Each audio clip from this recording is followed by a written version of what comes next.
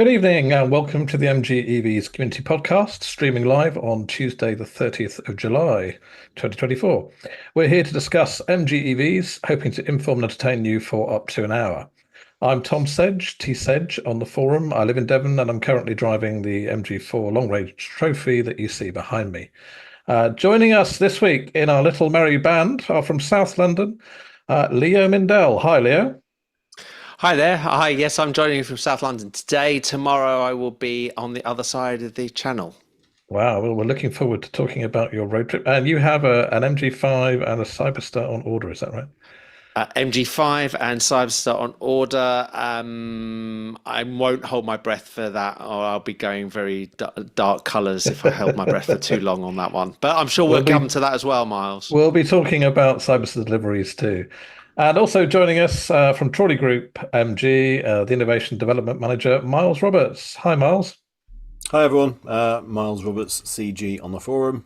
Not currently driving an MG, but my wife is due to change her car shortly, and I'm trying to test drive her with a X-Power and see how we get on with that. Oh, excellent. And I know you have some things to tell us today about your experiences driving the Cyberster at Millbrook. So we'll Yes, that come was on to last that week. shortly. Yes, that was a great Yeah. day. Talk about that, yeah. So, if you're watching us live, thank you for joining us, and please click the like button and join the discussion in the chat window. If you're watching later, thank you for choosing to watch this video, and please subscribe to get a notification when we go live next time. We'd just like to thank our premium members, Sloucher, MGBGT2ZS, Very Fat Bloke, EV Cog, Whiskery, Lager Baloo, Big Bear. And if you like what we do at MG EVs, please support us by becoming a premium member. So tonight we're going to cover the news on electric vehicles in the UK and the new MG EVs that are coming up and being delivered and released. Keep voting on the poll on the forum for other topics that you'd like to see in future podcasts. And if there's a topic that isn't on the list, don't forget to request it on the poll thread. So we'll open tonight with some UK EV news. And the first topic is that we have hit 1 million electric vehicle chargers in the UK. It's a milestone hit a few weeks ago, and that's private and public combined. It sounds to me like a lot. Do you think it's a lot, Leo? Does it sound like a lot to you? I think it's. We looked at when we were looking at the election episode. We looked at the penetration in certain regions and how it was different, and I think this is very much that case. So if you look at public chargers, I can't remember the exact figures now, but in my area, I believe on my borough in London, it's around about 800, 1,000, that sort of figure. And a borough that's just north of me, it was around about 30. So it's a massive number of ones on people's driveways. Again, it's going to be very, very different. But I think actually it's something really good to shout about. 1 million is, that suddenly, when you start hearing figures like that and you start hearing about battery lives or warranties that are lasting for 8+ years, some of those big issues and big things that people are talking about are just disappearing. Yeah, and also I read, I think it's something, I might be wrong, something like 60,000 public chargers of various types. And I also looked up the stats on petrol stations. So there are only 8,300 petrol stations remaining in the UK, which surprised me. I thought it was a lot more than that. And on average, they have about 8 petrol pumps, which is something like 65,000. So although the public chargers will include non-rapid ones and will take a lot longer than the petrol pump, it shows that we're making some progress. And we must be getting there. How have you found it, Miles? You're often out and about traveling with an EV. Yes, How I have mean, you found the experience? so this last couple of weeks, this last month or two, I've done 250-mile journeys each way to London, 3 occasions now, and most recently when I went to Millbrook last week, I set off from Skipton and went to Chorley, then to Birmingham, then down to Millbrook, and that was 230 miles one way. And I was very fortunate in that the pub that I stayed at, as well as being ridiculously cheap, having a really good breakfast, and being actually not a bad night's sleep, had one of the old, what they called now, Zero Net. So Zero Net was this scheme where basically hotels and restaurants and things could apply to have a free car charger installed, and typically these were 3 kilowatt single phase 16 amp sockets, or even sometimes it's just a 3-pin plug. But they were put in the property for free about 10 years or more ago. Anyway, so I saw on ZapMap that it had a charger. So I turned up there, and it turned out that the Type 2 3 kilowatt chargers didn't work, but the 3-pin plug socket did. Right. So I plugged on my 3-pin socket, and overnight I got 130 miles of range added for free, gratis, for nothing. Great. And given that the hotel was like 70 quid for the night's accommodation, including a really good breakfast, it was basically for nothing. So, yes, I mean that helps, because I got there with I think I'd done 230 miles in my Ioniq, and I got there with something like 50, 60 miles left in the tank. It does about 280 miles on a full charge. But yeah, so this top up, so I left there effectively the next day with like 180, 190 miles, which was that's fantastic. Plenty then for me to be able to get a decent way up the motorway, and I ended up stopping again at Hilton Park Services on the M6. Oh yeah, and this is the revelation that there is now about 24 chargers there. Oh, fantastic! Loads of grid serves, as well as Tesla chargers, and literally, there's 350 kilowatt charger in my Ioniq. I plugged it into charge, went in to use the bathroom, got a sandwich from Duet Smith, came out, and it was 75% already. It would be gone from like 50 to 75% in 15, 20 minutes. So well, it's all you need if that's how long you take anyway. That's what I found. I recently did a trip to Manchester, and I went to Gloucester Services, which has just had Tesla public charging open to all EVs, not just Teslas, both northbound and southbound. And that was a joy, because I like the services anyway, because it's this farm shop arrangement, as you'll know. Oh, it's very attractive services, Yeah, but they were not just Tesla chargers. There were a whole bunch of something else. I don't think they were grid serve. I don't remember, but I went to the Tesla ones because they were 5p cheaper. I mean, the prices were pretty close, and it was just plug in, and by the time you'd been to the loo, had a hot meal, came out, it was almost charging too quickly. Well, that's it. And I think that the so my experience now is that where you have got those services where there is 18, 20 chargers at a go, it's great. Yes, but because you've got there was half the bays were empty. Yes, so that's the experience I had. It gives the confidence that you can plug in and go, and it doesn't take that extra time. Whereas I went to I think it was Braintree service on the M25, not Braintree, no, still on, just on the M40 on the M25. I don't know very well. When I went and there's like 6 Ioniq chargers and 4 grid serve chargers, and they were all busy, and there was a queue of cars. That was Wimbledon when I went down for that. So not enough capacity. Yeah. So just not enough capacity in a very busy service at a busy area.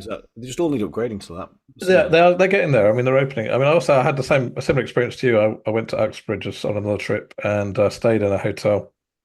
It was a Premier Inn, and it had a bank of Type 2s front and back, and nobody was using them. And also, it was slightly overgrown. I hadn't really been gardening. People had just been parking any car there. I thought, well, I'll give that a go. It's the very first time I've used my Type 2 cable, since I always charge at home and use the rapid charge. I thought I'd better use it. I bought the thing. I bought a 3-phase one. Cost me a fortune. Great big heavy thing. First one I tried didn't work. Second one did work. It was BP Pulse, which are not famous for being that great. But it was great. Same experience as you. Woke up in the morning, was fully charged. And I didn't need to do the stop that I was going to do on the way back. So it's great. So progress, I hope. We're getting there slowly. Next bit of news. We've had the government, the new government, the Labour government, confirming they don't currently have plans to impose any tariffs on Chinese vehicle imports. I don't think they've ruled it out ever, but they're not planning to follow the European action, which would have made a big difference. So we talked about this in depth before, about the various different rates, and MG being rated higher because of the amount of government assistance they perceive to have. But it would have made a big difference, right? I think 30% additional tariffs. Around that, which would have, that would have, I mean, it's already, retail-wise, it's already really difficult to sell people electric cars. Most of them 80% are being bought by fleets or through salary sacrifice schemes or leasing. Actual retail PCP or cash customers are very thin on the ground. And I think if you were to increase the prices by 20-30%, that's certainly not going to help that transition. I'm glad that we're not getting the fees at the moment, but I would say that it's still, if anything, we could do with some subsidies towards EVs really to encourage take-up at the moment. Well, on that note, with the reintroduction of the 2030 target for phasing out or banning the sale of ICE cars, internal combustion engine cars, which the Conservative government had put back to 2035, and now it's being put back again to 2030. Although, as we talked about before, the escalator where manufacturers have to produce a certain percentage of EVs each year hadn't been changed. So that's still happening and accelerating towards 2030 anyway. But with that coming back to 2030, there's been a lot of appeals from manufacturers to have additional support schemes. Zero rating of VAT has been suggested, possible subsidies. And we've had a warning from Stellantis that it might shut its UK plants, which produce mainly vans, I believe, at Ellesmere Port and Luton these days. Yeah, correct. Yeah, it makes the and again over changing rules and phasing out. Yeah, so there's a bunch of clamour for something to be done. I think it's all driven by depressed sales, but I think that's mainly down to interest rates, finance, economy. Would you agree? Well, it's just I mean, it's difficult. So. MG last year, 39% of their cars sold were EV. Yeah. So there weren't any targets last year, but they were on 39% by the end of the year. So the vast majority of their cars being sold were electric, and that was great. And but this year, they haven't really changed the pricing too much on the cars. They've stayed the same. They haven't had any major price hikes and things. But I believe they're currently tracking around 23-24% from conversations I've had internally with MG. So they're just thereabouts with the target. But obviously that's a massive drop. So you're saying that 23-24% of their new cars are electric and the rest are hybrid or petrol? Is that what you're saying? Hybrid. Yeah. Okay. Yeah. That's interesting. So, I mean, obviously they've launched the new MG3, which has been a new, relatively high volume seller. The HS has been a high volume seller throughout last year as well, but also this year. The ZS petrol and ZS EV are coming to end of life this year, so there's sort of a out of stock.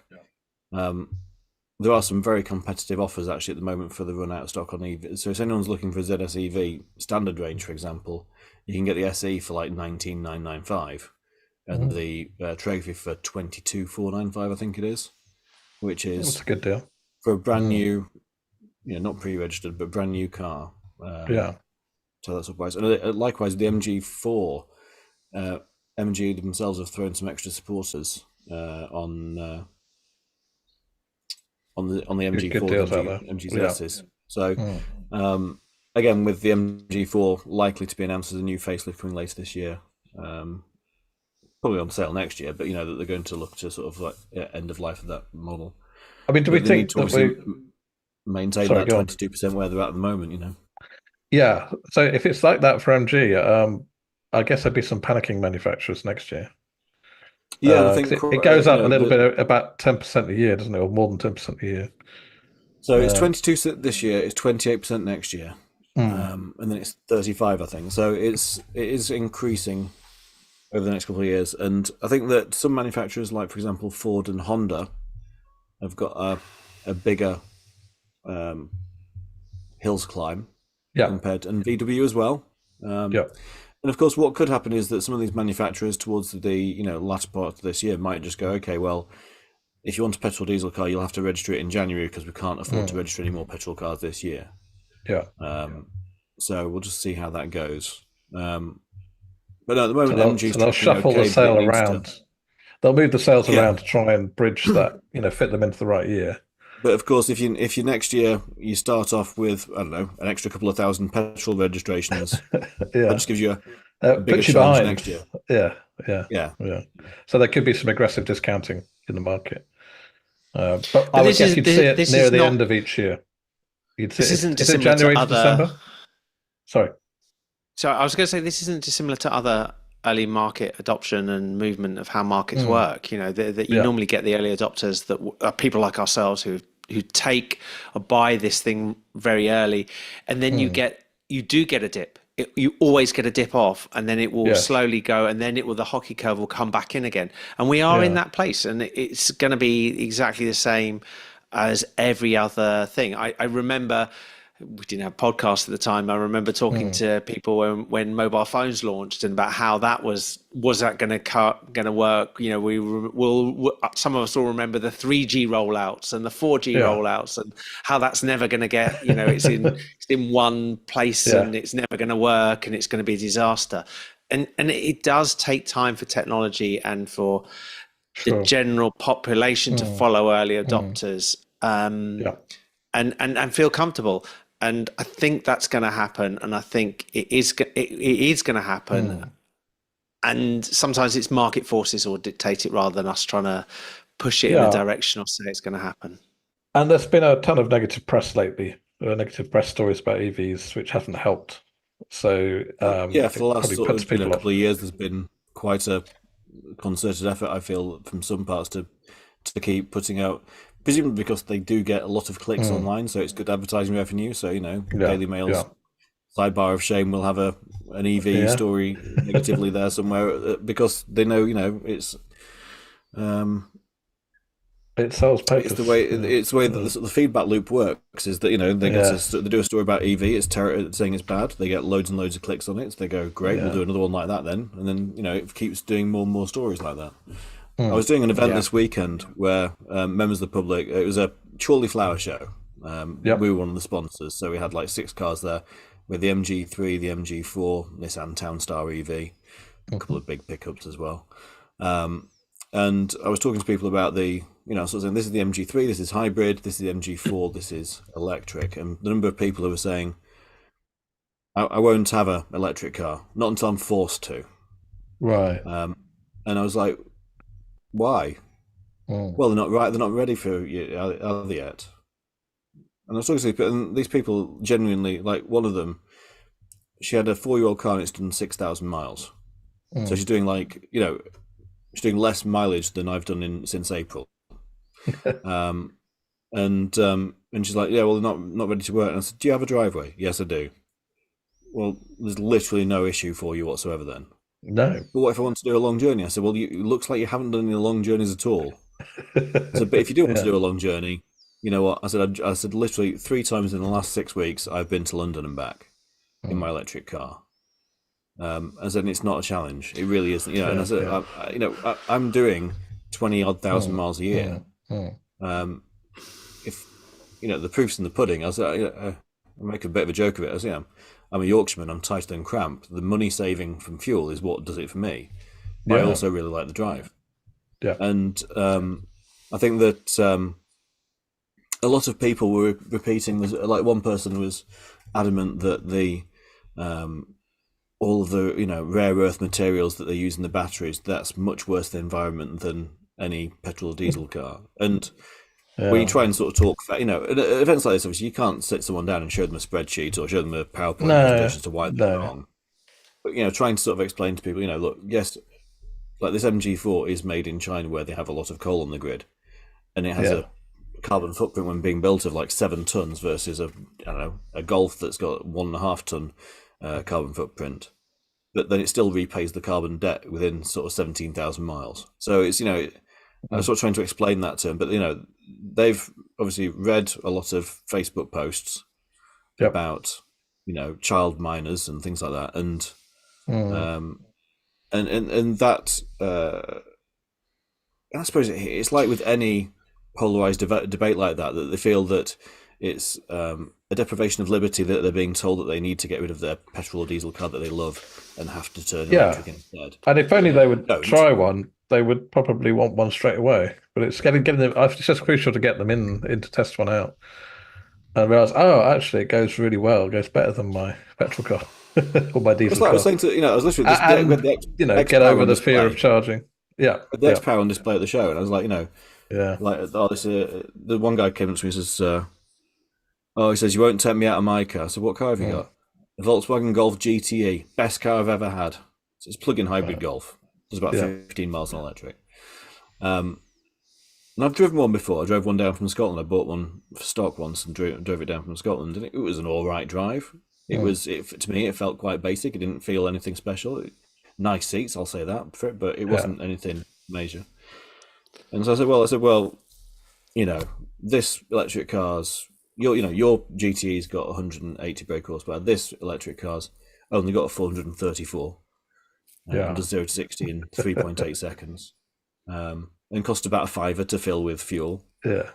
And we took it on a track against a BMW M2 and won. So it's.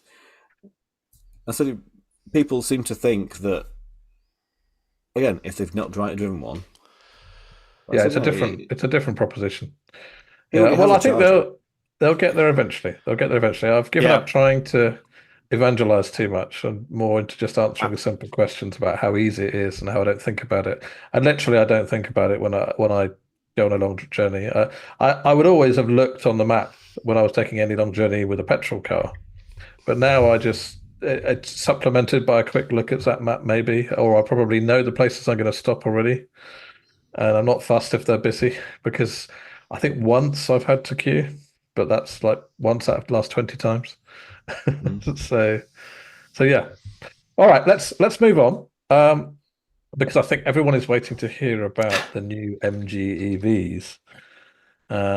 And so we have some news to report. So as you all have noticed, there are many reviews of the MG Cyberster, and then lots of UK reviews out of UK spec cars driven on UK roads, which makes a big difference because it's not exactly the same car as you'll find people are driving around in China. And as part of that, Miles has been out on a training day, and lucky Miles, imagine a job where you get paid to go to Millbrook and drive around in a Cyberster all day long. So Miles, how was it? What did you learn? What was the experience like? And what can you tell us about the new Cyberster? I mean, obviously, it was awful, obviously. Going to the only problem is with Millbrook, if anyone, from outside the country or whoever's not heard of Millbrook before, Millbrook Proving Ground is a test centre that was built originally by Vauxhall when they were based in Luton. Oh, right. And it's been the site of a lot of filming for Top Gear. So when Top Gear you might remember a few years ago, they did a thing with some HGVs. They with a lot of lorry each. Jeremy Clarkson painted his windscreen black and he couldn't see out of it. Yeah, I remember that one. So yeah, and Fifth Gear do a lot of filming there, which was on Channel 5, as well as lots of other things as well. The Casino Royale 007 film where James Bond rolled his Aston Martin, that was filmed on the Alpine circuit at Millbrook. And also Johnny English, where the helicopter lands on top of the roof of the helicopter. The helicopter lands on an ambulance. That was also filmed at Millbrook. Yeah. So it's used for all sorts of stuff.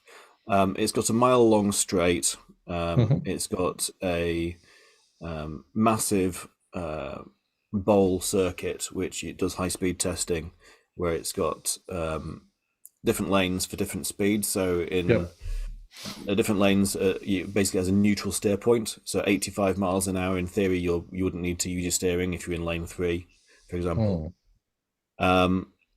And it's used for high-speed testing by a lot of different manufacturers. Now, one of the things about this is, unfortunately, because it's a test site for lots of different manufacturers, when you go on site, they take stickers and cover all the cameras on your mobile phones. And if they see you peel it, and they check them at the end of the day because there's a tamper seal. So if you've taken them off at all, you basically get your phone taken off you until you've deleted any images you've taken. So I had to cover the phone, so I couldn't show you any photos of or videos of the cars that I've driven. Unfortunately, I really wish I could have, but it's not possible.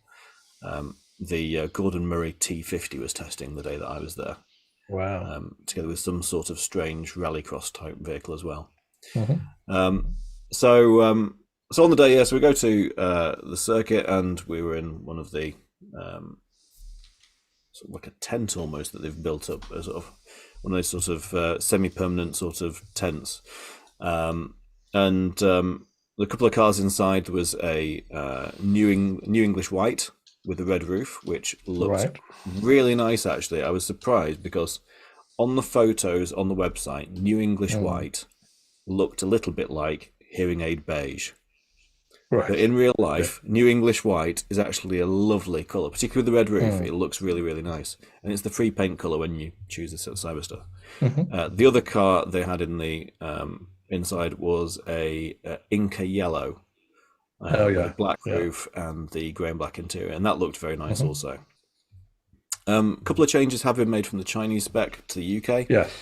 So they've dropped the driver's seat by around an inch or so, so that you're sat slightly lower to the ground. There is a wind deflector which is installed between the headrests, and I think that's about it. All the software is completely different, and the dashboard and everything. Whereas we saw on the pre-production or the Chinese spec cars when they came in last year, they had like an all-red dashboard, which was about 3 shades of red because the plastic and the Alcantara and the leather weren't all the same red. Now, the red and black interior means you've just got a red steering wheel, which is leather. You've got Alcantara red inserts in the seats, but the rest of it's black. So it's not as... doesn't look quite so much like a sort of, like a bacon factory, like it is in the original one. Not overwhelmingly red. Yeah, and the grey interior looks nice actually as well. With, again, grey Alcantara on the seat facings in the centre, and then a grey steering wheel, but then black. I've heard everybody's saying high quality materials. Was that you're in agreement with that? It was. No, genuinely, I really felt that it had a really, really nice feel inside it. It felt really plush. All the switchgear feels good. The screens feel really nice. In answer to a couple of things that people may have seen on, where CarWow say that, oh, well, you can't see the map because your hand's there on the steering wheel. Yeah. First of all, I didn't really see that on my test drive. I didn't notice that was an issue at all. It was taking out perhaps about 5-10% with my if my hand was on the wheel there. But also the sat-nav instructions can be repeated on the center console, on the center of those 3 screens. So you can see the arrows and things like that on the middle screen as well, if you wish. Yeah. The seat controls are on the door. They're easy to get to. The seat bolster is adjusted through the center console, like sat-nav, not the main display that's above the, it's in the center console with the climate control and everything like that. So some controls are done like that. It's got ambient lighting, which you can choose any one of God knows how many colors. And you can have it like a breathing thing, so it sort of pulses slowly if you wish. LED adaptive headlights. The whole car felt great. So they gave us the opportunity to drive the Trophy, which is the rear wheel drive, and the GT, which is the all wheel drive. And they let us take it out initially on the Alpine circuit, which is it's got like 30-degree slopes at some parts. It's got lots of sort of switchback corners. It's got long dips that then go up. It's a really great circuit for having fun, really, in a car. Initially, everyone was paired up, but there was 8 cars and there were 15 people in my group, and so I managed to get a car on my own. Excellent. So I actually got to drive both cars twice. Right. We kept switching between the cars so everyone got a chance to drive. And how did they compare? What did you notice? So I went out in the Trophy first, so rear wheel drive, and to that 300 horsepower roughly, 340-ish. 340. Yeah. It drove brilliantly. It really did, and I expected to think. I mean, 340 horsepower. It's going to feel quick, isn't it? But it felt really, really planted. And when I drove the GT after, the only difference I would notice is that the GT was slightly more stuck to the ground because the front, on the rear wheel drive car, the back sometimes wanted to do a little bit of oversteer. And the front's being pulled around on the GT. On the GT, I couldn't provoke any oversteer or understeer. And in fact, later in the day, they took us out onto the handling circuit, and a professional driver, in my case, it was a guy who was from a Formula 3 background, basically tried to scare the bejesus out of me. So we did 3 laps on the handling circuit at Millbrook. Now, the handling circuit at Millbrook is... well, hang on, was he successful? In scaring me, yeah. I mean, there's a grab handle in the center console of the Yeah, Cyberster, yeah. and I was using that. I was Right, holding on for right. grim Yeah, death with that. yeah, I had a yeah, helmet on and everything. yeah. Oh, wow. It's the sort of thing where he's approaching a 90-degree corner at 85, 90 miles an hour. Yeah. Stamps on the brakes. We make it round like it's on rails, and then he's Mm. stamping on the accelerator, halfway round. So the first corner you come up to, it's supposed to the handling circuit's designed to show up any issues with handling. So the first corner you get to is supposed to make cars understeer, Right. and it doesn't. It just goes around like it's Right. on rails. Second corner it's supposed to oversteer. It doesn't. It just goes around like it's on rails. Wow. There's then like a corner that progressively gets tighter and tighter and tighter as you're going around, which is a horrible thing to drive around. But again, it just glued to the ground. The guy that was driving it, he's obviously drives a lot of cars. Yeah. And I said, off the record, what do you think of it? He says, I've been driving it all day. I can't get it to go wrong. He says, it's just literally great. That's what you want to hear. Now, it's just stuck like, I heard that it's a 50-50 weight distribution, but does that apply to the GT only? It's the trophy yes, more the GT is rear. 50-50. That might trophy, explain some of what you experienced. Yeah, the trophy is around 48 to 52, so it's not a massive difference. Not massive. Okay. No, because that's where the motors themselves aren't that heavy. But yeah, so it's around 48, 52 on the trophy. The GT is 50-50. The GT is the one that the professional driver took us around in, and I say, the comforting thing was, if he could drive it like an absolute lunatic, like his pants were on fire. I mean, I'd been driving what I would class as exuberantly around the Alpine circuit. And obviously I don't know the circuit particularly well. I've driven on it a few times in the past, but last time was a few years ago. I was trying to, at certain corners where I felt more confident, I was trying to sort of, give it a bit more and see if I could get it to provoke a bit of oversteer or something. This guy was, I'd say, whereas I would go into a corner at 60, he was doing it at 90. Right. Whereas I would progressively go on the brakes, he was stamping on them. Now, they are Brembo brakes. Yeah. The interesting thing about the Brembo brakes that it's got is that it's 4 pots front, 2 pots rear. Right. And then what, ventilated steel? Ventilated steel discs. Yeah. It'll go from, so the GT will do 0 to 60 in 3.4 seconds. 3.2, something like that. It'll go from 60 to 0 in 33 meters. Now, if you know your highway code, it's supposed to be 100 meters or so. So it really does stop on a dime. So so it was, the handling of it was great. I went on the high-speed bowl with it, with the roof down. And how bad was the buffeting? Not bad. And I had it 115. So I think that, if you're on a bank circuit 115 and you can still hear yourself think, it's probably not going to be too bad at 70. And it's 124 top speed? Apparently around that. One person said the dash did say 127 on the bowl. But yeah, it's around that sort of figure. Right, go Leo. Leo, you must have loads of questions. So I've got lots of questions, but quickly. Miles, see, you've driven both. You've said about the understeer, you felt a little bit on the trophy. No, it was a slight oversteer on the trophy. Slight oversteer. Sorry. Given the choice and where they're sitting in the market, what would you pump for?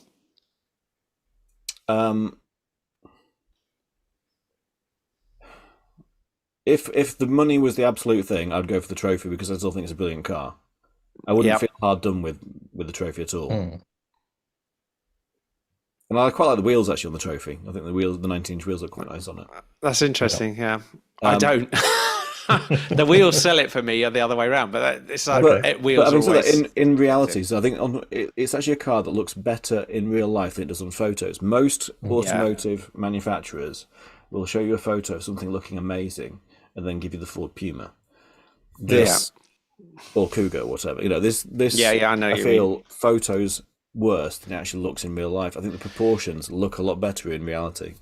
I mean, it's been mentioned. There's been lots and lots of reviews recently. They're really coming out, and some of them I feel like the reviews are trying to find something negative to say. They're trying to fill a column inch, and and of course, they keep on referring to whether it is or isn't as good as the Boxster, and I think it's always, you're always going to be sitting here with. So I that posted argument. this question to I posed a question to the Formula 3 driver, and I said, there's been loads of people saying that this car doesn't handle as well as a Boxster. And he says, I've got a Boxster. Right. Okay. I said, okay. I said, well, what do you think about it? He said, this does feel heavier. Yeah. He says, but not in a negative way. He says, it feels safer. You know, and it says it does hide its weight very, very well. It's got 510 horsepower, which helps. But you have to remember that the entry-level Boxster is £58,000, and that comes with 18-inch wheels. It does 0 to 60 in about 5.5 seconds. Yeah. So, pound for pound, you're paying a lot more for a Boxster. I mean, in a spec that you can't really order because they won't even sell you one with 18-inch wheels. You have to. Yeah. It has to be a factory build, obviously, to get 18-inch wheels on a Boxster. But it's not something that. Yeah, and then if you want to add optional extras like a windscreen wipers and a horn, then you add into many thousands more. The value of the Cyberster and the performance it gives, and I'd say it's probably more comfortable than a Boxster.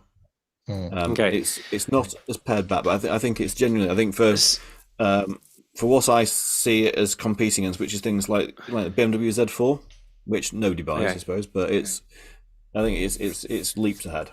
Moving away from the car itself as a car, which you've talked about quite a lot, and there's also a lot of those reviews. From a dealer perspective, a couple of questions to me. One is, how do you think this is going to sit as you in your dealership? Because it's going to be a change. How do you see? Where do you see? What did you get a feel for about the after sales service? Is there going to be a change in the way that MG deal with it? Anything like that? And even to the point of, have they said to you what the service plan is and those sort of things for the car? So in terms of how the dealer will sell it and how the dealer will position it within the thing, there's only 65 dealers in the UK going to be taking the Cyberster, and they're the ones which have got the space for it, that have got the committance they've committed to having at minimum one trained sales exec specialist on Cyberster.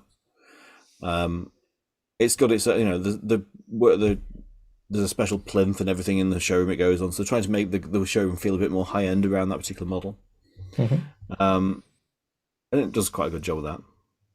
In terms of the after sales, MG is very well aware that its after sales support to its dealers hasn't been as good as we would have hoped at certain points. And it's therefore, they're trying to make changes across the board, and that includes doing more employment of new individuals and things, bringing people on board. It's not the sort of thing you can you can just go ping and it's done. So the recruitment process is ongoing.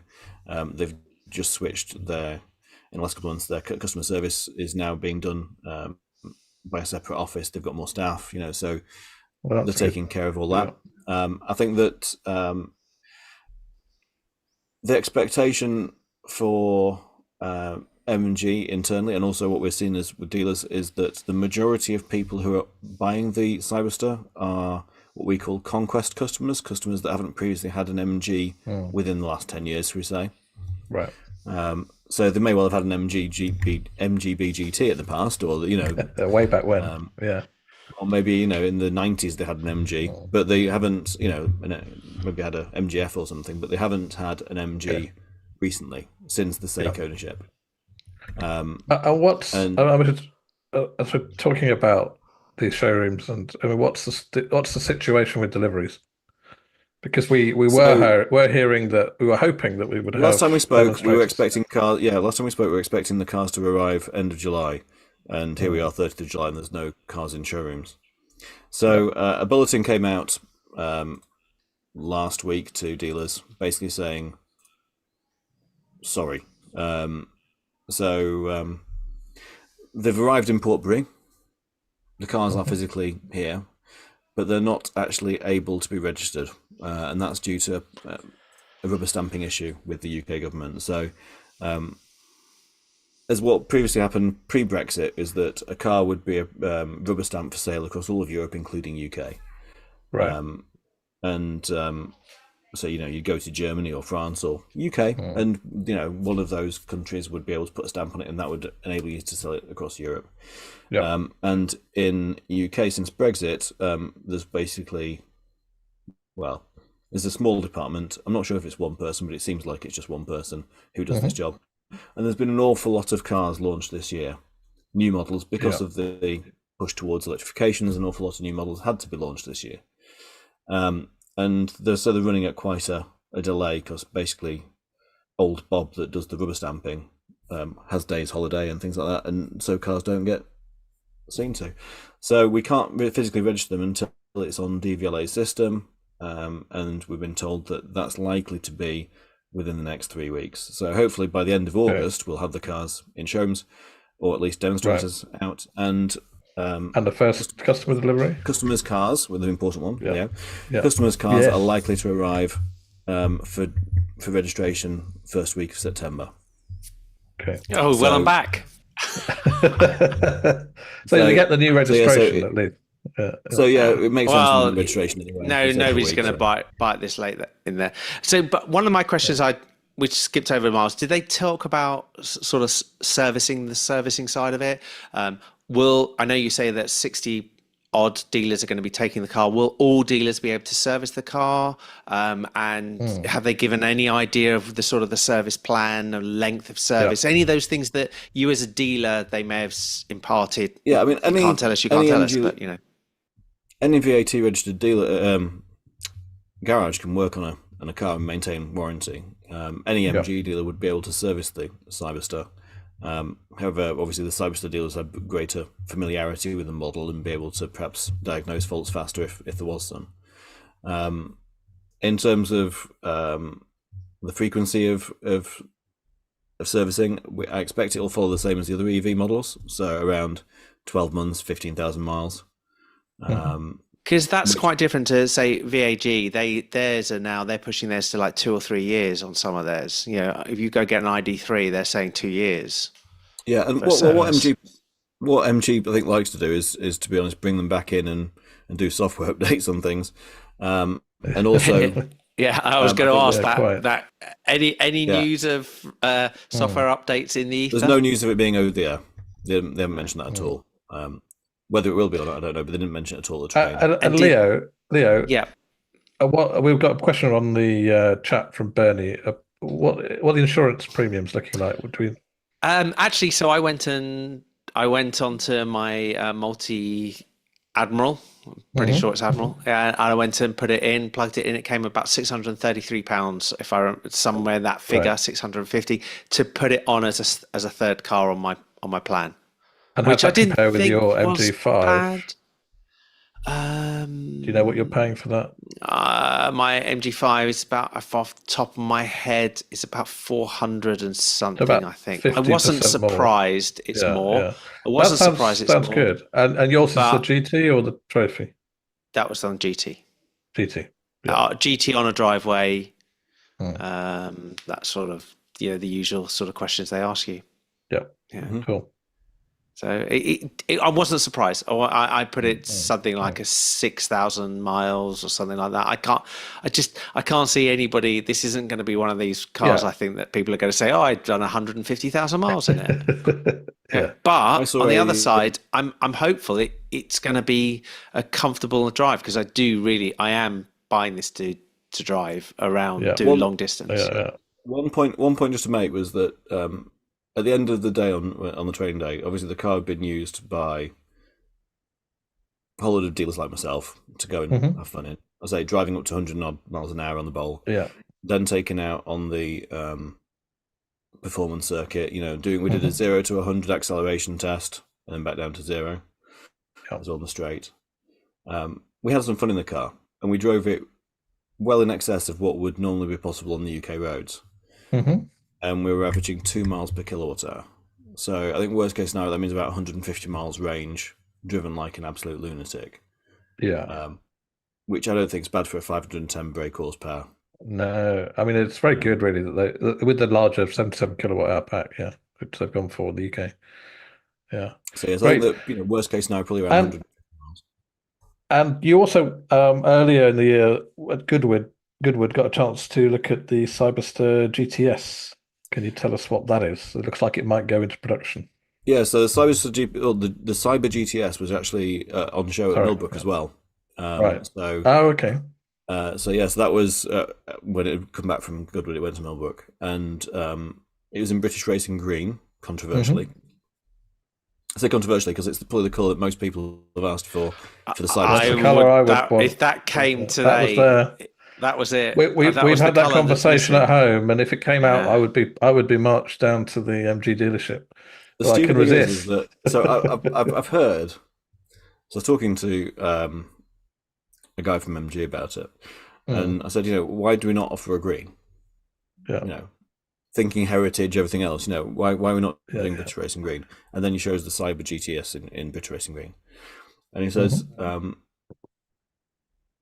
I don't know why. He says apparently green is a really, really hard color now to paint cars. Oh, okay. To get the match between it is actually. It is. Right. It's basically, he says, it used to be that you got really bad mismatch on pearl paints and things like that. The green, for some reason, it used to be reds. So reds used to fade differently and blah, blah, blah. So now, since we moved to water-based paint, he says, greens are really, really hard to match. He says, and so he says the green Cyber GTS was a respray job that we did in-house. He says, it wasn't done at the factory. He says, but I wouldn't want to worry. He says, don't stand too close to it. But he says, what do you think of it? And I said, well, I think it looks great. I think the Cyber GTS looks fantastic. So tell us, what is this a coupe or a hardtop? It's a 2+2. Yeah, it's basically like the MGB GT. It's 2+2. You can have people in the back as long as they're amputees. The back seat is purely for show purposes, like the old MGB. a small lap dog. It's not got any leg room really, but effectively it's the convertible with a bit of back seat where the folding top would go. Yeah. I thought it looked fantastic. I thought it looked a bit like a Jaguar F type, sort of Aston Martin-y sort of, DB7, DB9 sort of look to it. Guy Piganyakis from MG isn't convinced. He thinks he says I'm just not sure about the proportions. I think it's, but I think it looks great. But actually, again, I think whereas the Cyberster looks better in real life than photos, I think the Cyber GTS looks better in photos than it perhaps does in real life. Right. If that makes sense. So is there any decision on it yet, or I heard that maybe they were thinking of putting it into production more. They are considering. I mean, it will depend partially on obviously volumes that they see with Cyberster. The anticipation with Cyberster is that they want to do about 1,500 a year, which is not a lot. Okay. If it doesn't, I mean, I can see that the GTS, if it's a fairly similar platform to the Cyberster, so if the GTS is able to be made with only a couple of variances to bodywork. And a little bit of obviously interior trim difference. It's not requiring massive reworkings, and I think that it's going to be more of a chance. Probably okay. And we've got some coming back down to more earthly vehicles that more of us can afford. There's the new HS PHEV unveil. What can you tell us about that? Because the HS is a big seller for MG. Yeah, so the HS. So some of dealers are currently in there this week. And Millbrook again started yesterday, going through till Thursday, Friday. All being talked about. I think there's 2 from each dealership going down to try and drive the new HS and learn all about it.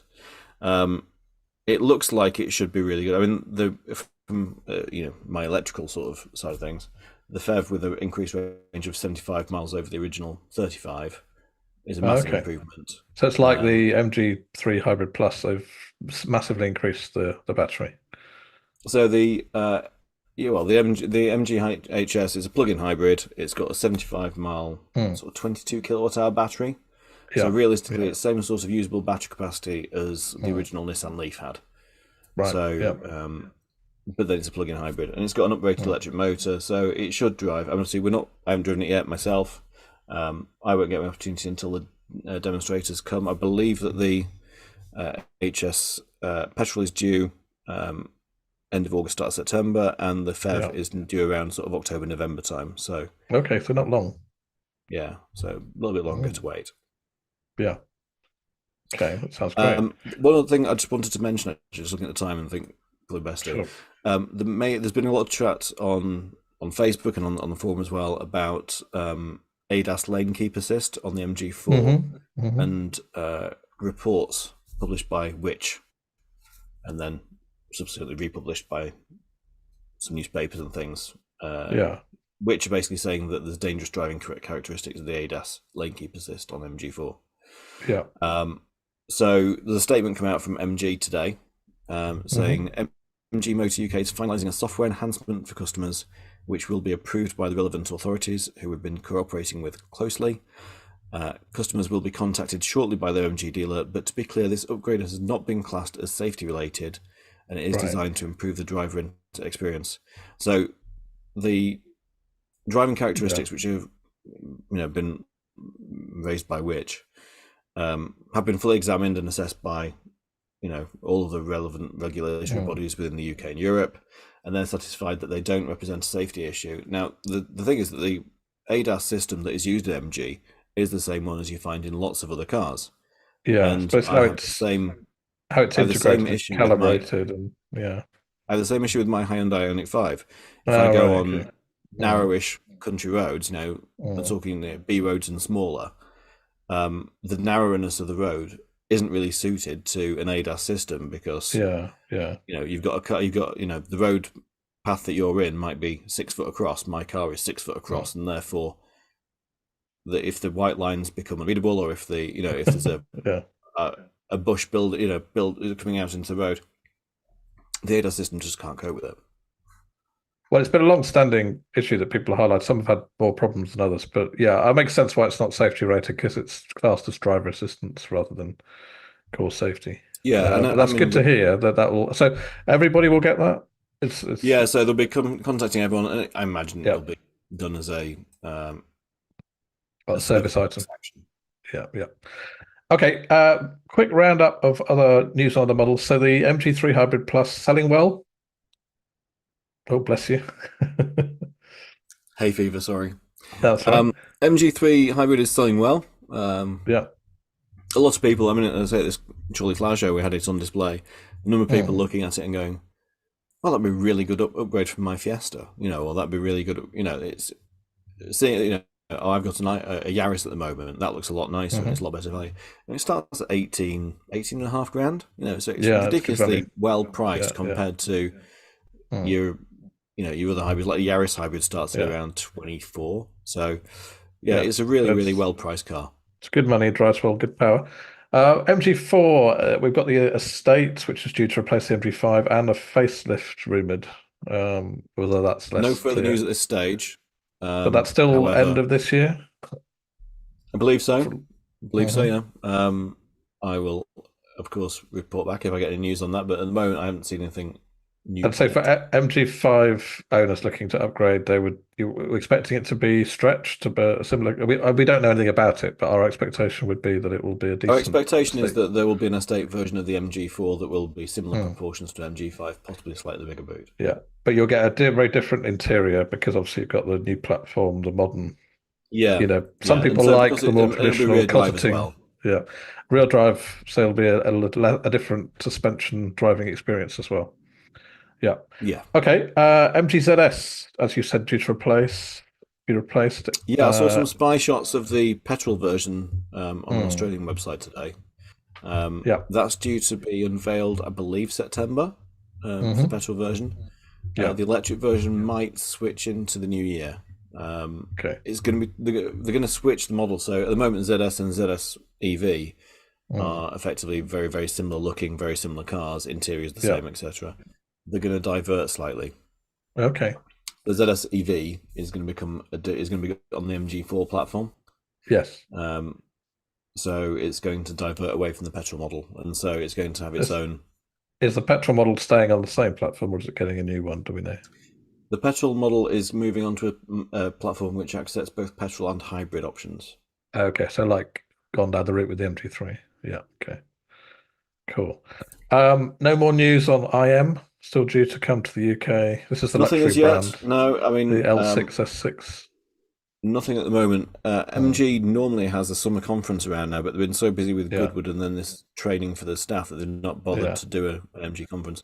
I suspect they may do one in the autumn, and may give us some more news at that point. Yeah. Okay, and the same with the MG9, S9. Yeah, correct. Yeah, at the moment, no news. I'm expecting a flurry of unveils. I mean, it's not as if we haven't had new MGs being launched, all right? I mean, we're getting greedy I've got no now. room to put them in the showroom. You know, Well, exactly. my showroom's getting quite full as it is. So. Tom, you may remember, Miles too young, the launch of the MG Metro. A million years ago, and all of the Metros when they launched Pebble Mill at 1, it was on the TV. It was like one car launch in 20 years, and it was a big some event. of us would wish they never launched it, but that was a long time ago. That was a long time ago. Now we're getting so many a year. Yeah, they kept selling the old Mini for donkey's years after that, before they replaced it. They did. Yeah. Okay, good. So that's a good round argument. It's a good roundup of the news. Now, as Leo mentioned, he's off on his road trip, and originally that was going to be with the Cyberster, but sadly not this road trip. They'll have to wait for a future road trip. Yeah. But last podcast you mentioned a card that you'd bought, which is really handy for charging. Yeah. So absolutely. So the cards. So most of Europe works on a touch card when you go to charge. So I have the Electroverse card, which is the one that you get from Octopus Energy. I also have the Charge Map card as well. So I've already done some different things. The Electroverse, in most of the times of the places I'm looking to possibly charge, that works out slightly cheaper than the Electroverse, than the Charge Map. That said, this is like 25p a kilowatt on a fast charge. Right. Yeah. 25p a kilowatt. That's like what we should be having here, but we don't. So that's what you get in Europe. Then I looked at another thing that was on the forum. Somebody asked about the ODB. Have I got it right? Tell me I've got it right this time. ODB2s. And someone asked which ODB2 Bluetooth. So I bought the one that was actually mentioned on the podcast, on the forum, as the one to buy. I bought it off Amazon, arrived, plugged it in. What's really great is it actually connects in, and it connects and it tells me immediately the state of health of my battery on the car scan app. And then when I go onto some of the mapping ones, the one which I can't never remember what it's called, ABRP. ABRP. A better route planner. Yeah. A better route planner. It's all up there. It's all up there. It's telling me how many miles, how the state of my battery, and better planning for when I'm going to stop, so I can actually better control I can't control my bladder, but I can control what I need to stop for putting in fuel. It all is looking good. So that's it. The other thing I had to do, I had to get a Critère sticker for my car. So anybody who drives in France, you need a Critère sticker. So that's it, really. Great. That's my planning. And tomorrow I get on the ferry. Yeah, we look forward to hearing your trip. About your trip. Have a good one. Also, you got the update for Tesla charging for your MG5. Yeah. So I was stopping at MG. One of the chargers that I'm looking at is Tesla. I did a test prior. I plugged in my car into an open Tesla charger. It said no. I took it to my dealer. I had an excellent experience with my dealer. They checked the numbers. Originally it said no. Then they said, look, we'll do the update, but if it doesn't work and you need a new unit, you're going to pay for the new unit. So this is the EVCC unit, I think you have to replace. Yeah. So they did the update. Yeah. No problems. I went back to exactly the same charger, to the exact same one, plugged in again at Tesla, charged. It worked. And you didn't have to pay. Very happy. Didn't have to pay. But I am to clarify, I am with a service plan with them. So I am. Right. So you're paying in another way. Yeah. I get it. But it's a good experience. And on that, just coming back to the lane keep assist update, Miles, we've had a question on the chat again from Bernie. Will that be free? I mean, you say that people will be contacted. Will they be expected to pay because it's not safety critical? No, this will be done as a service action. So it'll be done on behalf of It'll be included. MG. Yeah. It'll be done the warranty better. Yeah. Okay, great. Good.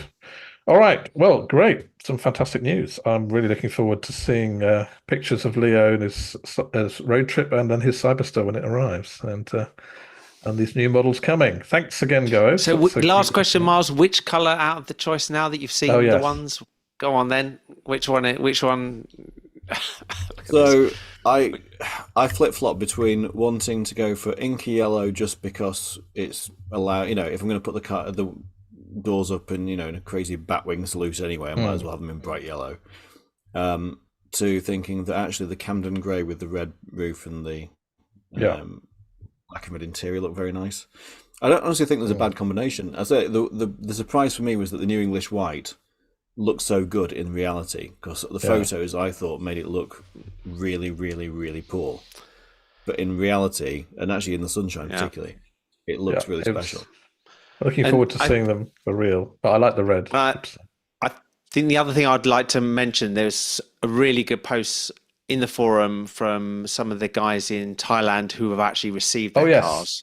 Thank you for reminding us. They had some very good write-ups and some good pictures of hands-on, and of course they said there's a few niggly things. Of course you're going to get that. It's literally, I think from what I can work out, they're the first people to get the cars outside of the factory, and you're going to find a few things, but the general experience was very good. Yeah, fantastic. Great. Oh, it's exciting times. We're sport for choice these days. Right. Thanks again, guys. So, folks, please vote again in the poll on the forum to decide the topics for the next podcast. I'll link to the polls in the video description. And we are also, don't forget, we're welcoming MG3 Hybrid Plus owners to join us on this podcast and participate in the forums. Please reply on the podcast thread, a link in the description, and you can find an audio version of this podcast on all your good local podcast providers. Just search for MG EVs Community Podcast. That's it for us tonight. Many thanks to the volunteer moderators who keep the forums running smoothly, Alb, Coulomb, and Rolf. And many thanks from Stuart to the podcasters for giving up their evenings to share their wisdom with the community. My personal thanks tonight to Leo and to Miles for joining us. Thank you, guys. And if you found this podcast useful, please click on the like button. Also, if you subscribe and click the notification bell, you'll get notified next time we go live, which is particularly useful if we change the day at the last minute. We'll be back again very, very soon. Goodbye. Thank you, guys. Goodbye. Cheerio. Bye.